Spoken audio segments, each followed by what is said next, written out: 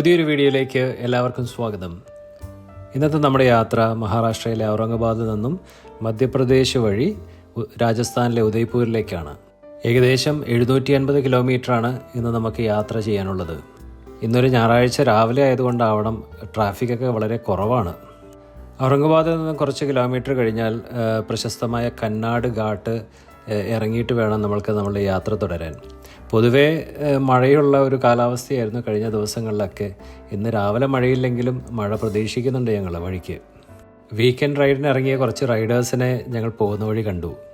കന്നാട് ഘാട്ടിലെ ഈ വ്യൂ പോയിന്റിൽ നിന്ന് താഴെ പാടത്ത് കാണുന്ന ഒരു വെള്ളം നിറഞ്ഞ പോലെ കാണുന്നത് ആക്ച്വലി സോളാർ പാനൽസ് ആണ്. അതൊരു സോളാർ ഫാമാണ്. കന്നാട് ഘാട്ട് ഇറങ്ങുന്നത് വരെ റോഡൊക്കെ നല്ലതായിരുന്നു.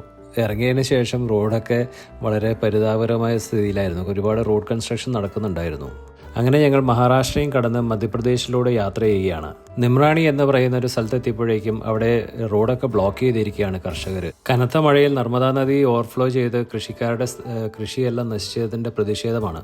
ഞങ്ങൾ പെട്ടെന്ന് തന്നെ വണ്ടി അവിടെ നിന്ന് മാറ്റി ഓപ്പോസിറ്റ് ലൈനിലേക്ക് മാറ്റിയിട്ടു. രണ്ടു ഭാഗത്തേക്കും വാഹനങ്ങൾ തീരെ വിടുന്നില്ല. ഞങ്ങളുടെ യാത്ര മനസ്സിലാക്കി ഞങ്ങളുടെ വിഷമം അറിഞ്ഞ് 2 മഹാരാഷ്ട്ര വണ്ടിക്കാർ ഞങ്ങളെ അവരുടെ പുറകെ ഫോളോ ചെയ്യാൻ പറഞ്ഞു. മുന്നിൽ പോകുന്ന ചുവന്ന കാറിലെ ആൾക്കാർ ഇത്രയും മദ്യപിച്ചിട്ടുമുണ്ട്.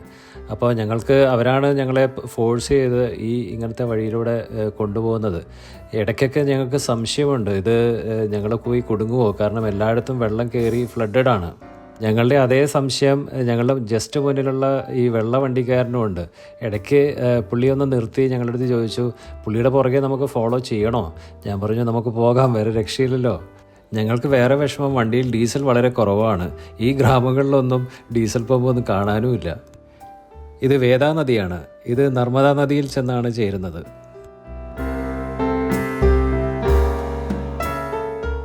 കരകവിഞ്ഞൊഴുകുന്ന ഈ പുഴയുടെ ഇടയ്ക്കൊക്കെ നമ്മൾ എവിടെയെങ്കിലും കുടുങ്ങിപ്പോകുമെന്ന് ചെറിയ പേടിയുണ്ട് ഞങ്ങൾക്ക്. ഇതാണ് ഇന്ത്യയിലെ 5ാമത്തെ ലോങ്ങസ്റ്റ് റിവറായ നർമ്മദ. മണ്ഡലേശ്വർ ഡാമാണ് കാണുന്നത്. ഇതിൻ്റെ എല്ലാ ഷട്ടേഴ്സും തുറന്നിരിക്കുകയാണ്. അത്രയ്ക്ക് ഒഴുക്കാണ് നർമ്മദയിൽ. കുറച്ചുകൂടി മുന്നോട്ട് പോയപ്പോൾ മുന്നിലുള്ള 2 വണ്ടിക്കാരും തിരിഞ്ഞ് ഇൻഡോറിലേക്ക് പോയി. ഞങ്ങൾ ധംനോഡ് എന്ന് പറഞ്ഞ സ്ഥലത്തേക്ക് എത്തി. അവിടെ നിന്ന് നമ്മുടെ NH52 ഉദയ്പൂരിലേക്കുള്ള യാത്ര തുടർന്നു. അങ്ങനെ ഞങ്ങൾ 830 കിലോമീറ്റർ ഡ്രൈവ് ചെയ്ത് ഉദയ്പൂരിലെത്തുമ്പോൾ രാത്രി 12 മണി.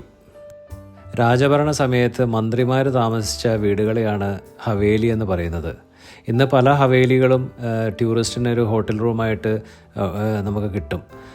ഞങ്ങൾക്ക് ഏതായാലും ഇത്രയും ദൂരം ഈ വിഷമങ്ങളൊക്കെ അനുഭവിച്ച് ഇവിടെ വന്നത് അവസാനം ഞങ്ങൾക്ക് കിട്ടിയ റൂം നല്ലതായിരുന്നു. ഒരു ഹവേലി ഉദയ്പൂരിൽ.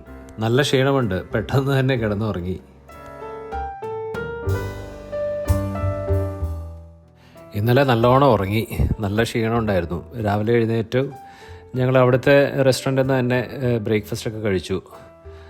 അപ്പോഴാണ് നമ്മൾ ഹവേലിയിലുള്ള അതിൻ്റെ നടുമുറ്റത്തുള്ള കാഴ്ചകളും അതിൻ്റെ ഹോൾവേസും അതിൻ്റെ ഡെക്കറേഷൻസൊക്കെ അപ്പോഴാണ് ശ്രദ്ധിക്കുന്നത്. ഭയങ്കര മനോഹരമാണ് കേട്ടോ. ഇന്നലെ പൊതുവേ വരുന്ന വഴിക്കൊക്കെ നല്ല മഴയായിരുന്നു. അധികവും മഴ കിട്ടിയത് മധ്യപ്രദേശിലാണ്. പ്രത്യേകിച്ചിപ്പം വണ്ടി കഴുകിയിട്ട് വലിയ കാര്യമൊന്നുമില്ല. ഇതൊക്കെ കഴിഞ്ഞപ്പോഴെങ്കിലും ക്ലിയർ ആകുമ്പോൾ കഴുകാം. ആദ്യം തന്നെ ഞങ്ങൾ ഫത്തേസാഗർ ലേക്കിൻ്റെ ചുറ്റും ഒരു ഡ്രൈവിന് പോയി. നല്ല ഭംഗിയുള്ള കാഴ്ച കേട്ടോ രാവിലെ. അവിടെ നിന്ന് നമുക്ക് ബോട്ടിങ്ങിനൊക്കെ സൗകര്യമുണ്ട്. സൈറ്റ് സീയിങ്ങിനൊക്കെ ആയിട്ട് അവിടെ നിന്ന് തന്നെ നമുക്ക് ടിക്കറ്റ് എടുത്ത് ബോട്ടിൽ യാത്ര ചെയ്യാം. ചെറിയ ചെറിയ ഷോപ്സും ഉണ്ട് സൈഡിൽ. വൈകുന്നേരങ്ങളിലൊക്കെ ലൈറ്റൊക്കെ ഇട്ടിട്ട് നല്ല ഭംഗിയായിരിക്കണം ഈ സ്ഥലങ്ങളൊക്കെ. അപ്പോൾ ഞങ്ങൾക്ക് സമയം കിട്ടുകയാണെങ്കിൽ വൈകിട്ടൊന്ന് ഇതുവഴി ഒന്നും കൂടെ ഒന്ന് റൗണ്ട് അടിക്കണമെന്ന് ആഗ്രഹമുണ്ട്.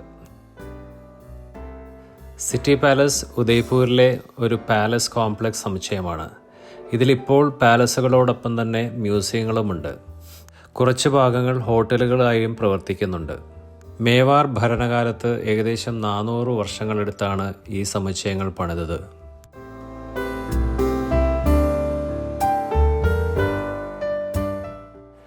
ഈ കാണുന്ന വാളുകളിൽ പലതിലും ഗണ്ണുമുണ്ട്. പെട്ടെന്ന് കണ്ടെത്താനും ബുദ്ധിമുട്ട്. അതേപോലെ തന്നെ ഈ പരിചയം നോക്കുമ്പോൾ മുന്നിൽ കാണുന്ന 4 ഗണ്ണാണ്. ഇതിൻ്റെ ഈ വാളിൻ്റെ പിടിയൊക്കെ ഐവറി കൊണ്ടുണ്ടാക്കിയതുമാണ്.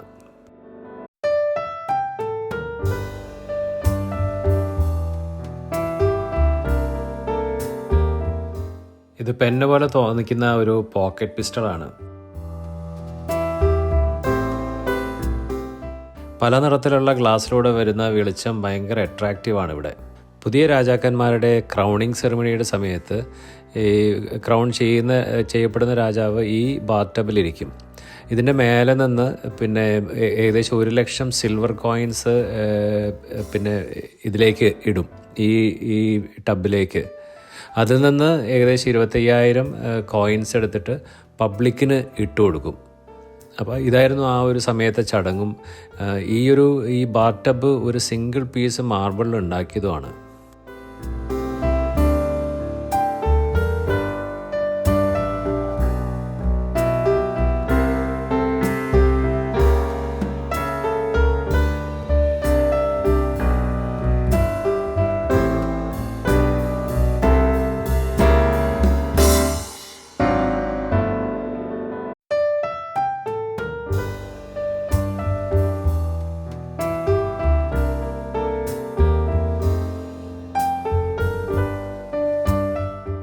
ഈ പാലസ് കൺസ്ട്രക്ട് ചെയ്തിരിക്കുന്നത് ഒരു മലയുടെ ഒരു കുന്നിൻ്റെ മേലെയാണല്ലോ. അപ്പം ഒരുപാട് മരങ്ങളൊക്കെ ചോപ്പ് ചെയ്ത് കട്ട് ചെയ്ത് കളഞ്ഞിട്ടാണല്ലോ ഈ കൊട്ടാരം പണിതത്. പക്ഷേ ഇതിൻ്റെ 4ാമത്തെ നിലയിലെ ഈ ഗാർഡൻ ആക്ച്വലി ഇവിടുത്തെ അന്നത്തെ ആ കുന്നിൻ്റെ ഒരു മുകൾ പരപ്പ് പോലെയാണ്. അതിൻ്റെ മേലെ ഉണ്ടായിരുന്ന മരങ്ങളൊക്കെ റീറ്റെയിൻ ചെയ്തിട്ട് ഈ കൊട്ടാരം ഫിനിഷ് ചെയ്തതാണ്. നാച്ചുറലാണ് ഈ പിന്നെ മരങ്ങളൊക്കെ. ആ പ്രകൃതിയോട് ഇണങ്ങിച്ചേർന്ന ആർക്കിടെക്ചറാണ് അവരന്ന് ചെയ്തതെന്നുള്ളത് വലിയ അതിശയമാണ്.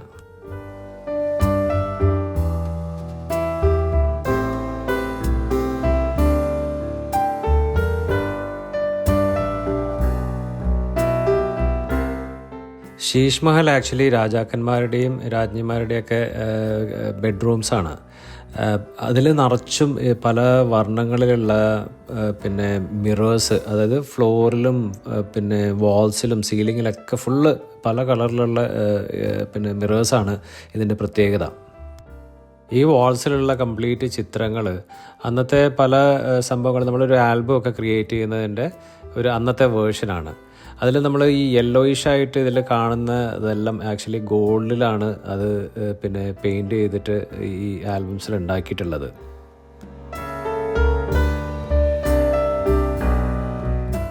ഈ കാണുന്നതാണ് ലേക്ക് പിച്ചോള. ഇതിൽ സ്ഥിതി ചെയ്യുന്നതാണ് ലേക്ക് പാലസ്. ഇതിപ്പോൾ താജ് ഗ്രൂപ്പ് ഓഫ് ഹോട്ടൽസ് ആണ് റൺ ചെയ്യുന്നത്.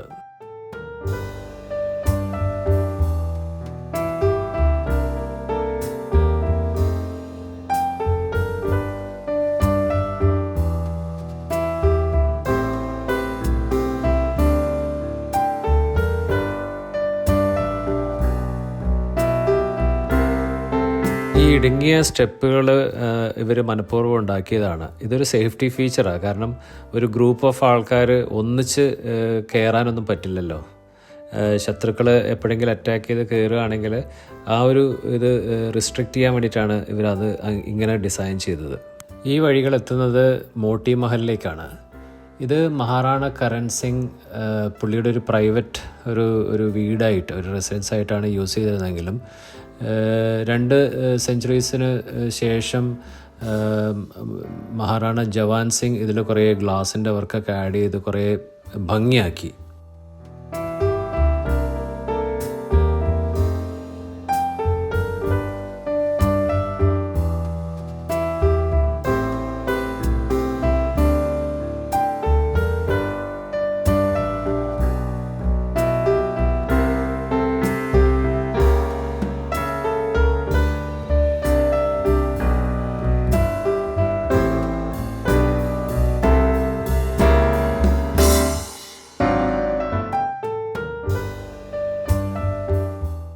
മഹാറാണ സജ്ജൻ സിംഗിൻ്റെ കാലഘട്ടത്തിലാണ് ഈ മോർചോക്ക് അല്ലെങ്കിൽ പീകോക്ക് സ്ക്വയർ കൺസ്ട്രക്ട് ചെയ്തത്. സ്പെഷ്യൽ ഡിന്നറും മറ്റും ഇവൻസുമാണ് ഇവിടെ നടത്തിയിരുന്നത്.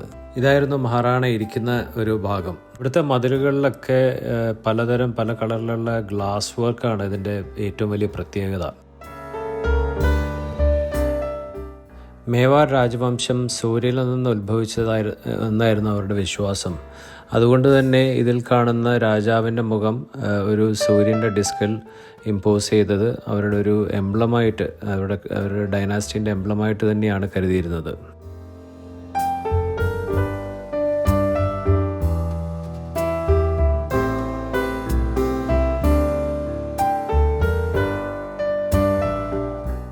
ജനാന മഹലിൽ ഒരുപാട് ഗാലറീസ് ഉണ്ട്. ഇതിൻ്റെ നടുത്തളത്തിൽ പണ്ടുകാലത്ത് വെഡ്ഡിങ്സ് ഒക്കെ നടത്തിയിരുന്ന ഒരു സ്ഥലമാണ്. ഇപ്പോഴും വളരെ എക്സ്പെൻസീവ് വെഡ്ഡിങ്സ് ഒക്കെ ഇവിടെ ഇപ്പോഴും നടത്താറുണ്ട്.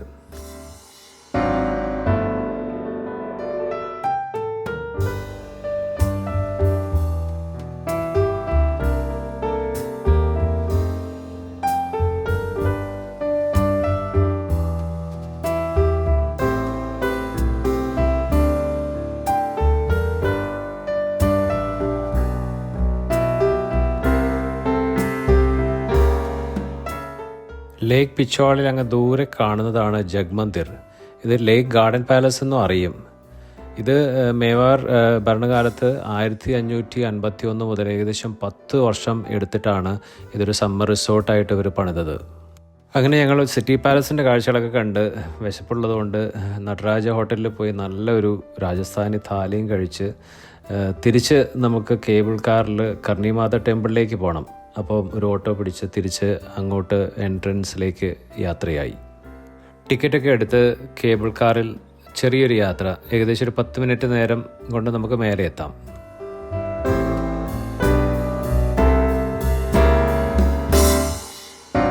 കേബിൾ കാർ ഇറങ്ങിയിട്ട് നമുക്ക് നടന്ന് വേണം നമുക്ക് കർണിമാത ടെമ്പിളിൻ്റെ അടുത്തേക്ക് പോകാൻ. പോകുന്ന വഴി ഒരു വ്യൂ പോയിൻ്റ് ഉണ്ട്. അവിടെ നിന്ന് നോക്കിക്കഴിഞ്ഞാൽ നമുക്ക് പിച്ചോള ലേക്കും സിറ്റി പാലസും ജഗ്മന്ദിറും ഒക്കെ കാണാം. അവിടുന്ന് നല്ല ഒരു വ്യൂ ആണ്. അതേപോലെ തന്നെ ഉദയ്പൂർ സിറ്റിയുടെ ഒരു 360 ഡിഗ്രീസ് വേണമെങ്കിൽ പറയാം. അത് ഫുള്ള് നമുക്ക് അവിടുന്ന് കാണാനും പറ്റും. നല്ല കാഴ്ചയാണ് അവിടുന്ന്.